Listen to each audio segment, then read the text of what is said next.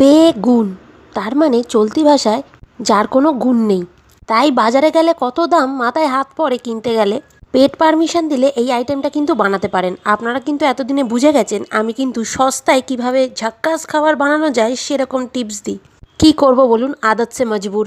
তাহলে প্রথমে বেগুনগুলোকে সরু সরু লম্বা লম্বা করে কেটে নিয়ে এরকমভাবে ভেজে নিয়েছি কড়া করে। আর এদিকে একটা মিহি পেস্ট তৈরি করে নিয়েছি। সাদা সর্ষে, কালো সর্ষে, অল্প নুন, কাঁচা লঙ্কা, অল্প জল দিয়ে ভালো করে মিক্স করে নিয়েছি। আর দিয়ে দিয়েছি ছুরি দিয়ে কেটে নেওয়া নারকেল। আপনারা চাইলে নারকেল কোড়াও দিতে পারেন। কড়াইতে তেল গরম হয়ে যাওয়ার পর ফোড়নে দিয়ে দিতে হবে দুটো কাঁচা লঙ্কা আর অল্প 1 চামচ মতো কালো জিরে। ভালো গন্ধ ছেড়ে আসলে এই পেস্টটা দিয়ে দিতে হবে। গ্যাসের ফ্লেম কিন্তু একদম লো। ভালো করে মিক্স করে কিন্তু ভেজে নিতে হবে।